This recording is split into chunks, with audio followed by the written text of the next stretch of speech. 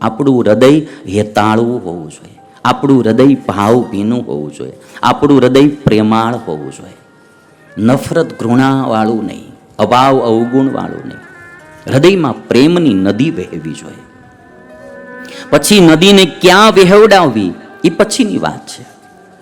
પેલા તો પાસે ધન હોવું જોઈએ, પછી ક્યાં વાપરવું એ નિર્ણય પછીનો છે કે હારે માર્ગે વપરાય મોળે માર્ગે નો વપરાય. એમ સ્નેહ તત્વ પેલા હોવું જોઈએ, પછી આપણે એ વિચારાય કે કોનામાં કરવો અને કોનામાં ન કરવો. હારા માણામાં સ્નેહ કરાય, મોળામાં ન કરાય. ગાયના દૂધ પીતો હોય એમાં સ્નેહ રખાય, દારૂડિયામાં ન રખાય. એ પછી વિવેક પછી આવે. પેલા મારીને તમારી પાસે બીજ હોવું જોઈએ વાવવા માટેનું. બિયારણ હોય પછીનો નિર્ણય કે બિયારણ મારે ક્યાં વાવવું. ખારા પાટમાં વાવવું, ખાર ભૂમિમાં વાવવું કે ફળદ્રુપ ભૂમિમાં વાવવું એ પછીનો નિર્ણય. પણ પેલા બિયારણ તો હોવું જોઈએ ને. હોય પછીનો નિર્ણય આ લેવાનો, ખારી જગ્યાએ વવાય. બિયારણને ખાર ભૂમિમાં વાવો, ગાંઠનું બિયારણ જાય. હારી ભૂમિમાં વાવીએ, ખારી ભૂમિમાં વાવીએ તો બિયારણ ગાંઠનું જાય. હારી ભૂમિમાં વાવીએ તો અનંત ગણું પાછું આપે ભાઈ. એમ ધન હોય તો એનું દાન ક્યાં દેવું એ પણ આપણે જોવું જોઈએ. હારી જગ્યાએ આપો તો એનું અનંત ગણું ફળ મળે, મોળી જગ્યાએ આપો તો એનું બધું હોય એ બી જાય. અને એ જે ધનથી પાપ કરે, તમારા ધનથી, એ પાપના ભાગીદાર પણ બનો. એટલે દાન દેવામાં પણ ભૂમિ તો તપાસવી એને કે કઈ ભૂમિમાં મારે આ વાવવું. એમ સ્નેહ તત્વ પણ કોનામાં સ્નેહ કરાય એ મારે તમારે પછી નિર્ણય લેવો. પણ પેલા સ્નેહ મારામાં તમારામાં હોવો જોઈએ. મારે જે શંકર દાદાએ પાર્વતીને વાત કીધી ને, પ્રેમ હોવો જોઈએ. પેલા સ્નેહની વાત કરું, હોવો જોઈએ. સ્નેહ હોય ને જ્યાં, ત્યાં સુખ ને શાંતિ હોય. જે પરિવારમાં સ્નેહ હોય ત્યાં સુખ ને શાંતિ હોય. સ્નેહ છે ને એ જીવનને રસપ્રદ બનાવે છે. સ્નેહ જીવનને રસપ્રદ બનાવે, રસ આમ જીવનને ભાવભીનું બનાવે. સ્નેહ છે ને એ ખીચડીમાં ઘી જેવો છે. ખીચડીમાં ઘી હોય એ દેખાય નહીં, પણ ખીચડીનો સ્વાદ તો જરૂર વધારી દે. એમ સ્નેહ તત્વ જીવનમાં હોય એ આમ બહાર ભલે ન દેખાય પણ જીવનને રસપ્રદ અને સ્વાદિષ્ટ તો બનાવી દે.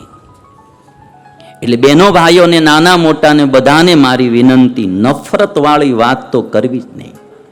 ફલાણો આવો છે ને, ઓલામાં અહીંયા આમ છે ને, ઓલી સંસ્થામાં આમ છે ને, ઓલાના આવું છે ને, તેવું છે ને, એ ધંધો જ બંધ કરી દેવાનો. એ ઇજારો ઈશ્વરે આપણને હોયપો જ નથી.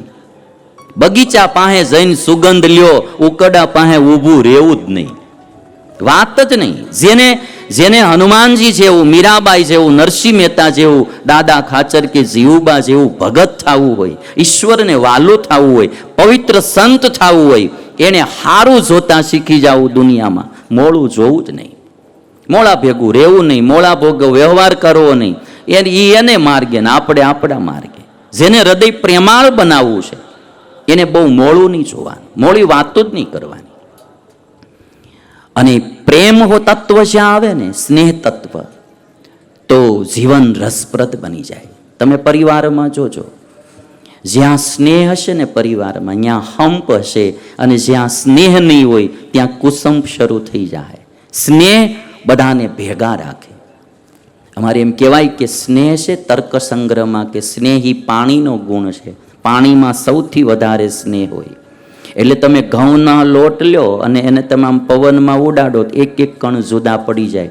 પણ એમાં તમે પાણી નાખો એટલે આખા બધા જ કણોનો એક પિંડો બની જાય.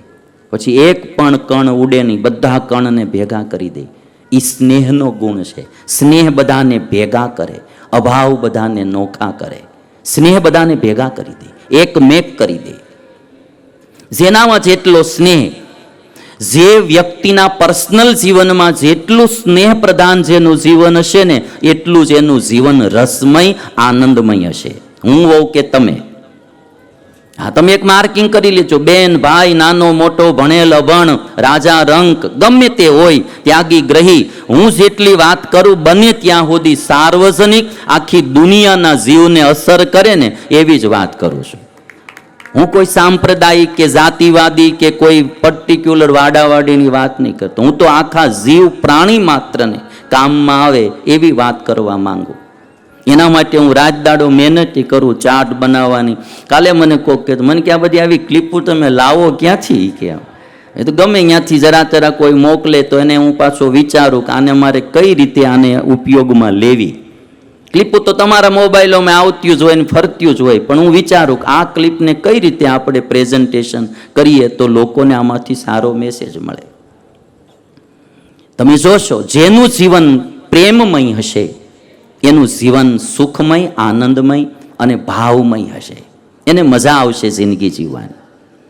જેટલું નફરતવાળું જીવન, ઘૃણાવાળું જીવન, સસરા આમ કરે છે, સાસુ આમ કરે છે, દેર આમ કરે, દેરાણી આવી છે, જેઠાણી આવી છે, નળંદ આવી છે, આ આવો છે, પતિ મારા કાંઈ સમજતા નથી, હાવ ભળો ભટ્ટ છે, હાવ માવડીયો થઈ ગયો, માં કે એમ જ કર્યા કરે છે.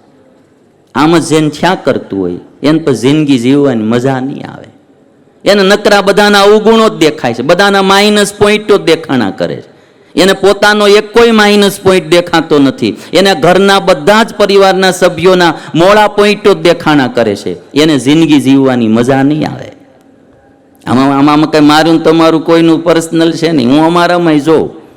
મેં કીધું તો એક જગ્યાએ હમણાં કથામાં મારી ભેગા 10-15 જણા છે, 15 જણા.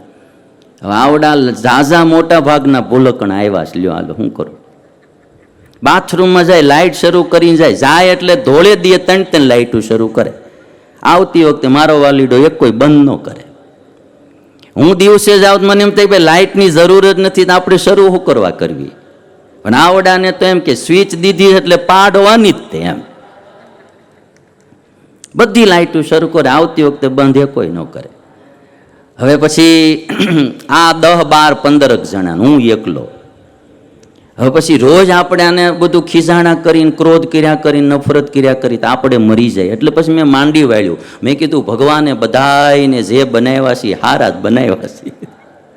એ એને રીતે ને આપણે આપણી રીતે. અને કાંઈ પણ કામ સીધું હોય તો કે હું ભૂલી ગયો, હવે આનું શું કરવું?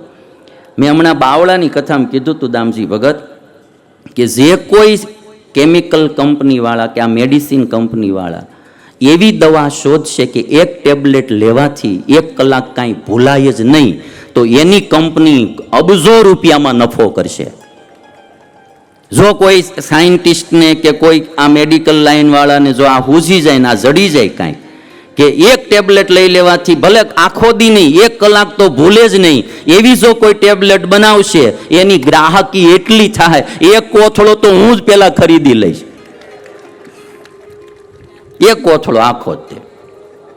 અને આમાં તમે જેટલા બેઠા છો એ બધા જ તે લગભગ ખરીદી આવશો. જોજો, એક તો ટેબ્લેટ લેવા 1 કલાક ખાલી એમ ન ભૂલાય જ નહીં કાંઈ ચીજ એવી આવશે ને તોય પછી શું થાય? આપણે વાંક ગમે ન હોય, આપણે બહુ ઘૃણા કર્યા કરીએ, નફરત કર્યા કરીએ, પછી જીવન જીવવામાં મજા ન આવે.